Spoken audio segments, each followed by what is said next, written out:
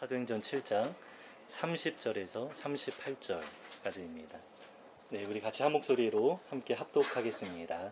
40년이 참에 천사가 시내산 광야 가시떨기 불꽃 가운데서 그에게 보이거든 모세가 그 광경을 보고 놀랍게 여겨 알아보려고 가까이 가니 주의 소리가 있어 나는 내 조상의 하나님 즉 아브라함과 이삭과 야곱의 하나님이라 하신대 모세가 무서워 감히 바라보지 못하더라. 주께서 이르시되 신을 벗으라. 내가 서 있는 곳은 거룩한 땅이니라. 내 백성이 애굽에서 괴로움 받음을 내가 확실히 보고 그 탄식하는 소리를 듣고 그들을 구원하려고 내려왔노니 이제 내가 너를 애굽으로 보내리라 하시니라.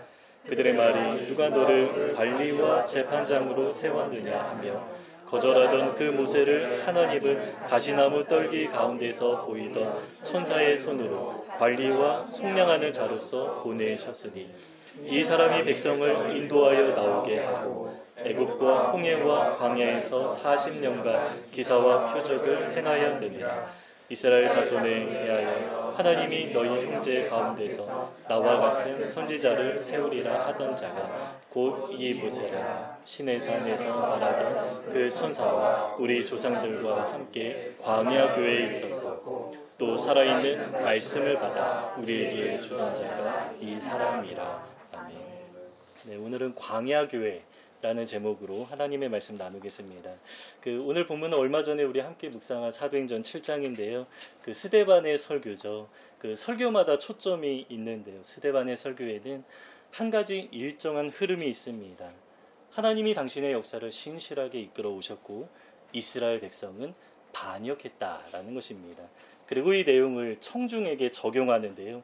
지금도 여전히 하나님은 신실하게 일하시는데 이 설교를 듣고 있는 종교 지도자들은 하나님을 반역하고 있다. 이렇게 적용하는 것입니다. 그래서 사람들이 이를 갈고 분노하면서 이 스데반에게 돌을 던지게 되죠. 이것이 스데반 설교의 그 전체의 흐름인데요. 그 중에 오늘 우리가 한 단락을 보고 있습니다. 이 단락에서는 이스라엘의 반역에 관한 이야기는 다루지 않고요. 하나님의 신실한 역사에 관해서만 말씀하고 있습니다. 그래서 이 주제에 한정해서 함께 말씀을 나누겠습니다. 하나님은 당신의 역사를 신실하게 이끌어 오셨습니다. 그런데 여기서 중요한 것은 그 하나님의 신실한 역사가 어떻게 이루어졌냐? 교회를 통해서 이루어졌다라는 것입니다. 오늘 본문에 교회라는 단어가 한 번 나오는데요. 조금 특이하죠? 우리 마지막 38절에 광야교회라고 나옵니다. 이스라엘 백성이 출애굽해서 40년 동안 광야 생활을 했는데 그 광야의 삶을 아주 직접적으로 교회라고 표현한 적은 성경에 없습니다. 그러면 이렇게 독특하게 스데반이 표현하는 이유가 무엇입니까? 일반적이지 않은 표현이기 때문에 여기에 어떤 의미를 담아내는 것이죠. 그 의미 중 하나는 교회의 역사를 설명해 주는 것입니다. 지금 스데반이 설명하고 있는 시점은 예루살렘 교회가 탄생한 지 불과 2, 3년 정도밖에 되지 않은 시점이었습니다. 그러나 사실 교회의 역사는 사도행전에서 시작된 것이 아니고 구약의 초기 역사까지 거슬러 올라간다 이렇게 이야기를 하는 것이죠. 많은 사람이 우리 개신교의 역사를 이제 500년이라고 하면서 루터의 종교 개혁으로부터 시작된 개신교의 역사를 기념합니다. 그러나 개신교의 역사는 500년이지만 그 신약의 초기 교회하고 단절하면 안 되겠죠. 그래서 개신교의 역사, 종교개혁의 역사는 500년이 되었지만 그냥 교회의 역사라고 하면 이야기는 달라집니다. 교회의 역사는 오순절 성령의 사건을 통해서 예루살렘 교회가 탄생하면서 시작되었기 때문에 얼마나 되었습니까? 약 2000년 정도 된 것입니다. 그러니까 우리가 예루살렘 교회를 초대교회, 그러니까 첫 교회 이렇게 말하는 것이죠. 그러나 오늘 본문에서 스데반은 여기에 더해서 광야 시대까지 거슬러 올라갑니다. 그래서 광야교회 이렇게 이야기를 하는 것이죠. 하나님이 이스라엘 백성을 출애굽하게 하셔서 나라를 세우셨는데요. 그 나라는 이스라엘 나라 제사장 나라라고 부릅니다. 그런데 그 나라가 신약의 관점에서는 교회라는 것입니다. 신약에서도 교회를 나라라고 표현하는데 어떤 나라라고 말합니까? 하나님의 나라 이렇게 표현하죠. 그래서 구약의 이스라엘 나라 제사장 나라에 대응하는 신약의 개념이 하나님의 나라가 됩니다. 그래서 스데반은 구약 이스라엘 백성을 세우신 것을 가리켜서 그 나라를 가리켜서 교회다 이렇게 표현하는 것입니다. 그러면 여러분 그 교회 역사가 어떻게 됩니까? 제가 계산해 보니까 적어도 3,500년이 됩니다. 그러면 스데반이 왜 이러한 관점에서 설교하는 것입니까? 이 설교의 청중은 성전을 중심으로 세력을 형성하던 종교 지도자들이었습니다. 대제사장을 비롯해서 사내들인 공회가 다 모였던 자리입니다. 이들은 유대교의 뿌리를 자랑하던 그런 사람들이었는데요. 스데반이 지금 이들 앞에서 복음과 교회를 변론하면서 설교하는데 예루살렘 교회가 탄생한 지 불과 2, 3년 정도밖에 안 되었지만 사실 교회는 조상들의 역사로부터 시작되었다라고 하면서 교회의 정통성과 그 오랜 역사에 관해서 주장하는 것입니다.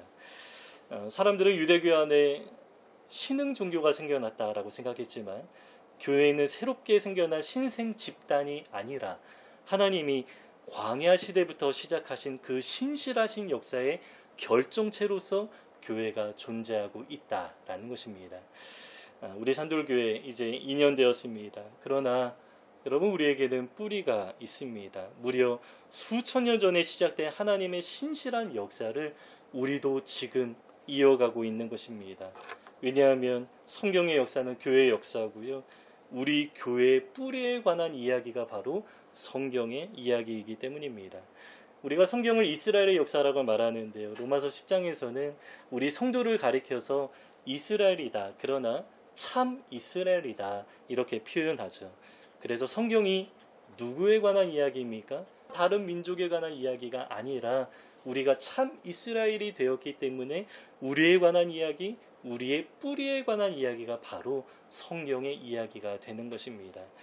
그래서 아브라함을 이스라엘의 조상 이렇게 말하지 않고요. 믿음의 조상이라고 하기 때문에 우리가 믿죠. 그래서 우리도 아브라함의 후손이 되는 것입니다. 여러분 이삭은 어떻습니까? 아브라함의 아들이라고 말하지 않고 약속의 자녀라고 표현합니다. 우리도 마찬가지입니다. 약속의 자녀로서 믿음의 계보를 이어가고 있는 사람들입니다. 그래서 성경은 우리의 뿌리에 관해서 말씀하고 있습니다. 우리가 누구인가? 교회가 어떤 곳인가? 또 하나님이 구약 시대부터 얼마나 신실하게 교회의 역사를 일구어 오셨는가? 이 모든 내용이 성경에 기록되어 있습니다. 그래서 성경은 우리와 아주 직접적으로 관련되어 있는 것입니다. 이런 면에서 우리 교회는 자부심을 가질 수 있습니다. 사람들마다 자기 교회를 자랑하는데요. 다 외적인 기준입니다. 이름이 알려진 유명한 교회다. 우리 교회는 몇 명이 모인다. 특히 우리 교회의 역사는 수십 년이 되었다. 이런 식으로 자랑하죠. 한국 교회의 역사는 길어야 130년 정도인데 100년만 돼도 사람들은 전통이 있는 교회다. 아주 대단하다. 이렇게 치켜 세웁니다. 그러나 우리가 자랑할 것은 이러한 것들이 아니죠.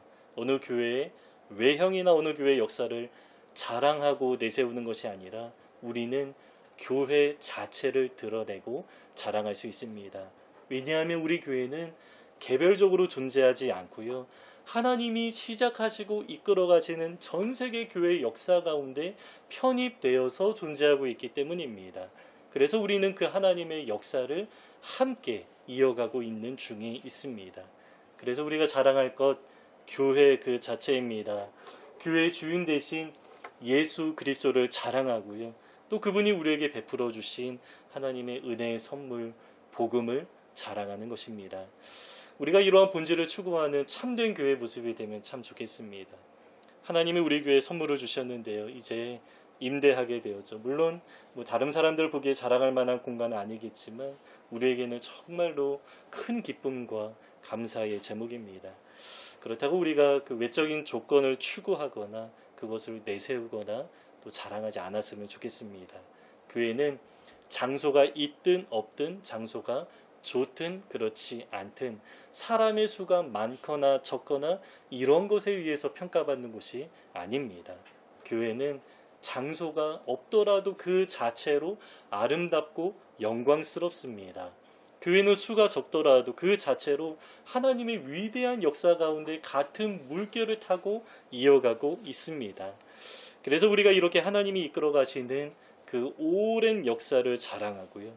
또 그분이 베풀어 주신 그 복음의 영광을 자랑하는 모습으로 잘 서 있다면 하나님 보시기에 바른 교회로 우리가 잘 성장하게 되리라 믿습니다. 이것이 광야교회라는 단어에서 발견한 첫 번째 의미입니다. 그리고 제가 또 한 가지 좀 묵상하게 되었는데요. 그 교회가 거하는 장소에 관한 것입니다.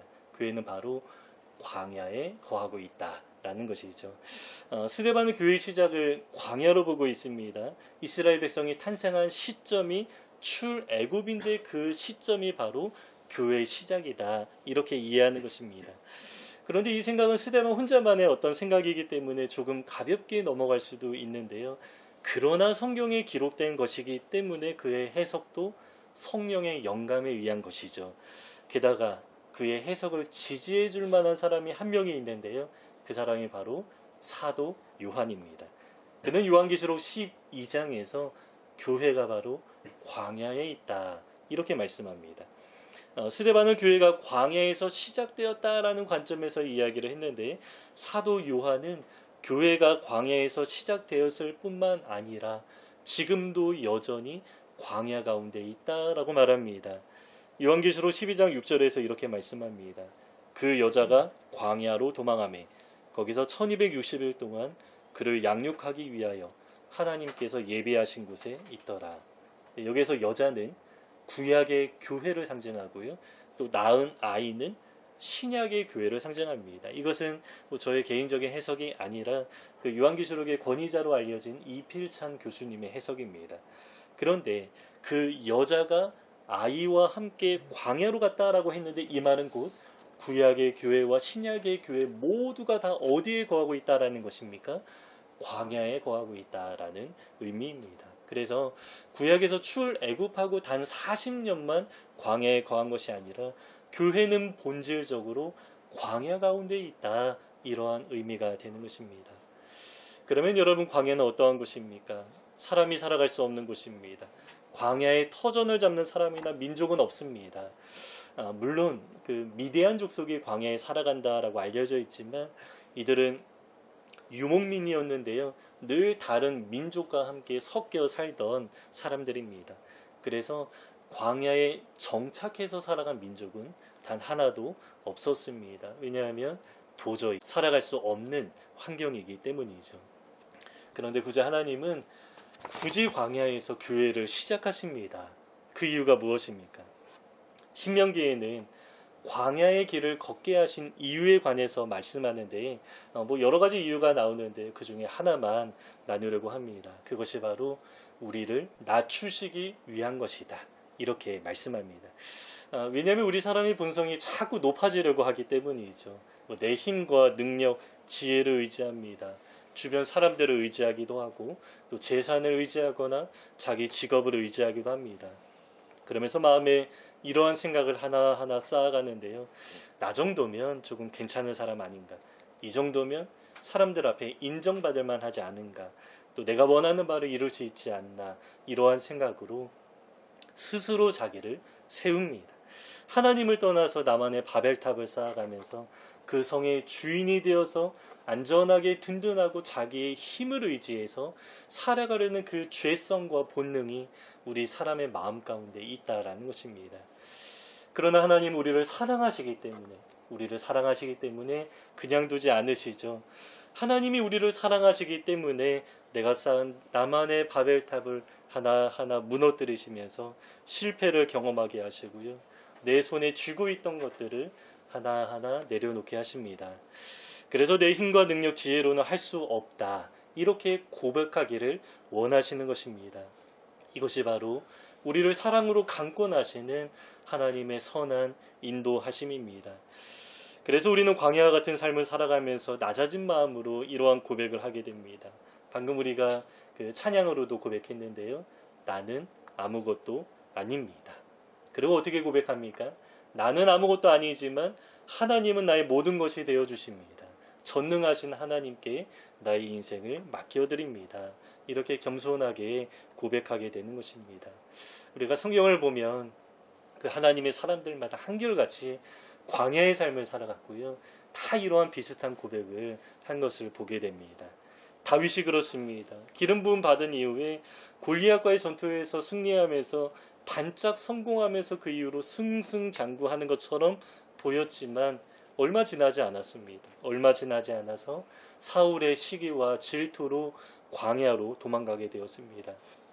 물론 다윗을 따르는 사람들이 있었지만 사울은 다윗을 잡으려고 돈을 걸었습니다. 그래서 현상수배범이 되어서 사람들의 눈을 피해서 광야로 내쫓김을 당할 수밖에 없었던 것입니다.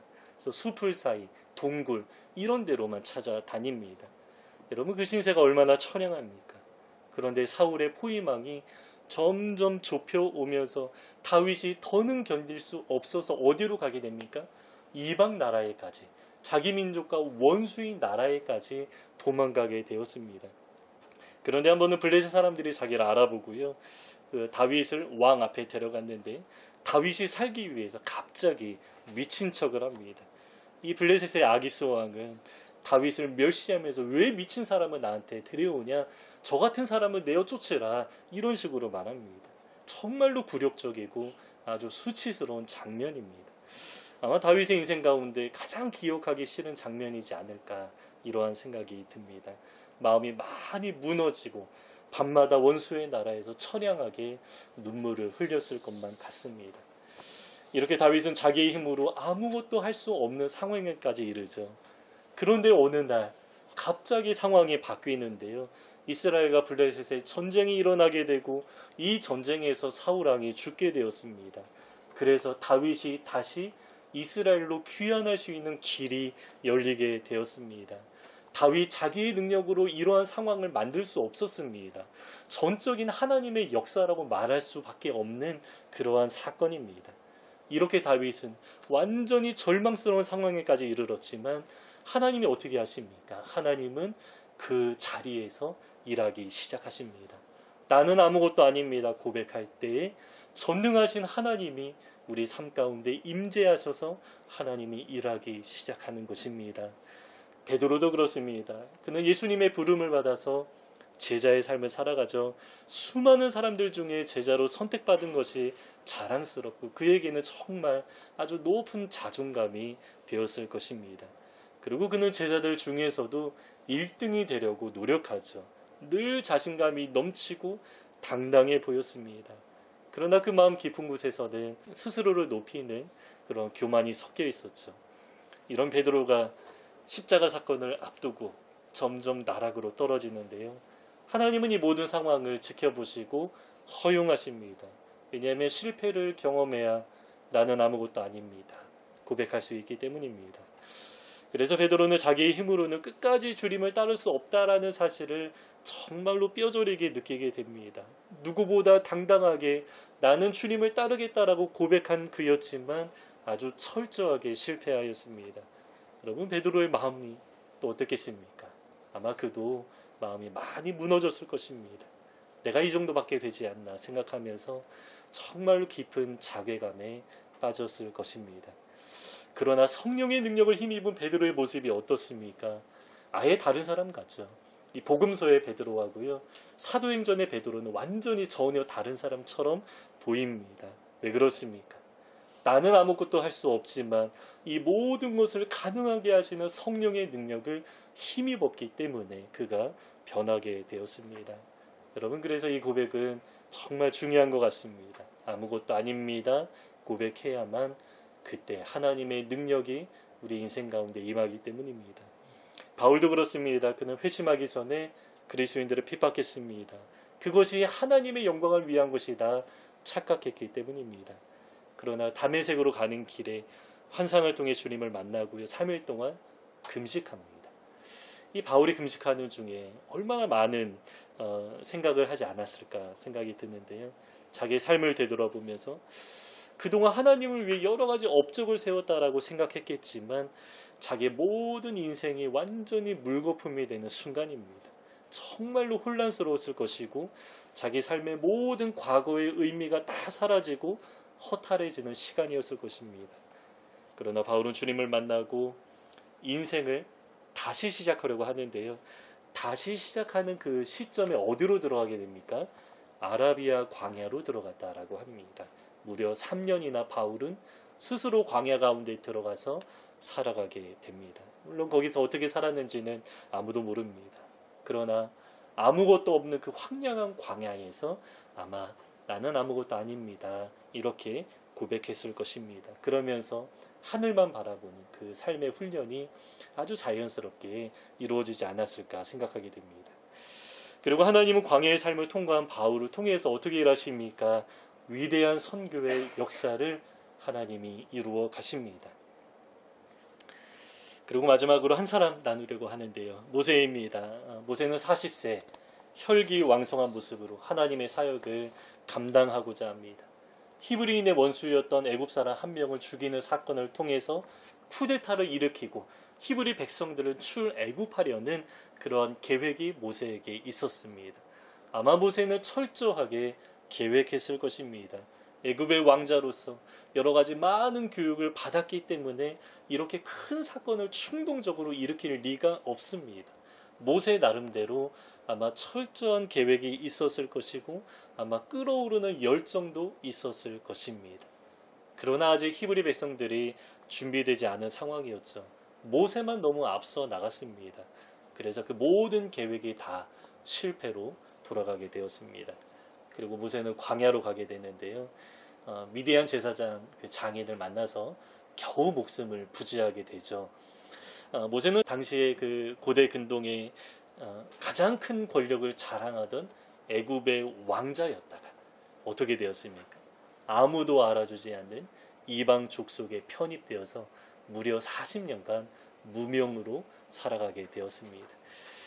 처음 1년, 2년 지나면서 아마 혈기왕성한 그 모세의 모습은 아마 그대로 있지 않았을까 좀 생각이 듭니다. 물론 그 모세 자신의 계획은 좀 실패했지만 실패한 원인이 무엇인가? 또 어떻게 하면 내가 다시 애굽으로 돌아갈 수 있을까? 혹시 하나님이 나에게 다시 한번 기회를 주지 않을까? 아마 이러한 생각이 있지 않았을까요? 그러나 5년이 지나고 10년이 지나도 하나님의 말씀이 없습니다. 하나님의 사인이나 어떤 환경의 변화도 전혀 나타나지 않았습니다. 20년 지나고 30년 지나고 40년이 되기까지 하나님은 모세 앞에 단 한 번 나타나지 않으셨습니다. 그러면 모세의 마음이 어떻겠습니까? 아마 과거는 싹 잊혀진 상태로 그냥 하루하루 일상의 평범한 삶을 살아가지 않았을까요?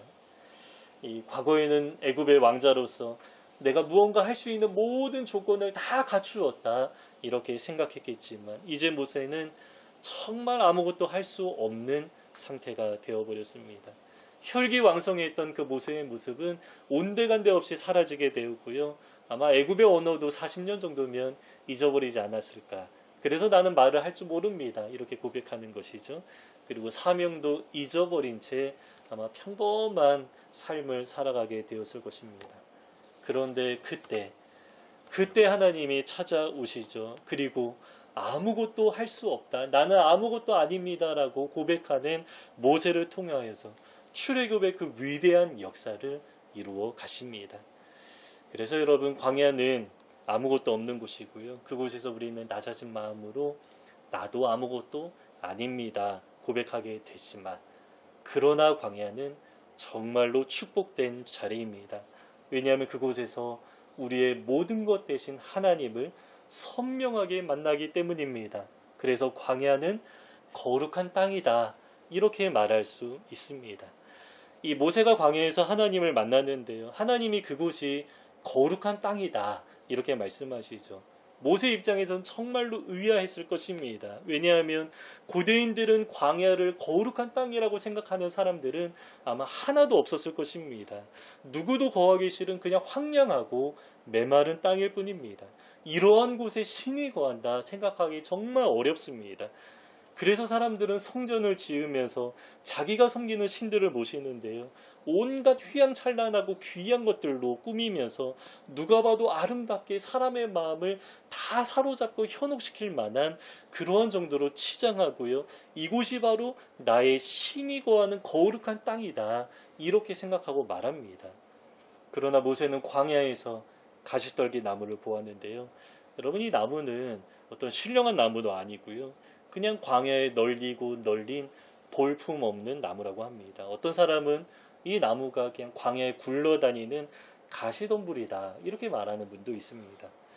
그래서 모세에게만 하나님의 나타나심은 우리의 눈을 사로잡는 그 멋지고 화려한 장면이 아니었습니다.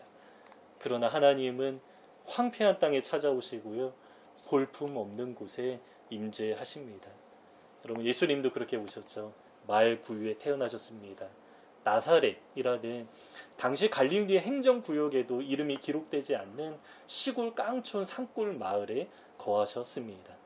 이처럼 하나님은 광야에 오셨습니다. 예수님도 광야와 같은 곳에 오셨습니다. 그리고 그 주님은 아무것도 아닌 우리들에게도 찾아오셨습니다. 그래서 우리가 처한 삶이, 그 상황이 광야처럼 느껴지기도 하지만 하나님이 계시기 때문에 그곳이 바로 거룩한 땅입니다. 그래서 여러분, 이 자리가 바로 거룩한 땅입니다. 다른 이유 때문이 아닙니다. 우리는 아무것도 아니지만 거룩하신 하나님, 우리의 모든 것이 되시는 하나님이 우리 가운데 임재하시기 때문입니다. 그동안 우리 산들교회가 여러 곳에서 예배하고 있었는데요. 여러분, 그 모든 곳이 다 거룩한 땅입니다. 사람들 눈에 볼품 없게 보일 수도 있지만 그럼에도 하나님이 우리와 함께 하셨기 때문에 거룩한 땅이다, 자신 있게 말할 수 있습니다. 그리고 이곳 승리형제 가정도 이제 부모님의 마음이 어떻습니까? 이곳이 예배의 처소가 되기 원합니다. 이곳이 교회가 되기 원합니다. 이러한 고백으로 늘 예배하는 삶을 살아가고 계시는데요. 그래서 이곳은 하나님이 계시는 거룩한 땅이다, 누가 봐도 그렇게 말할 수 있는 것입니다.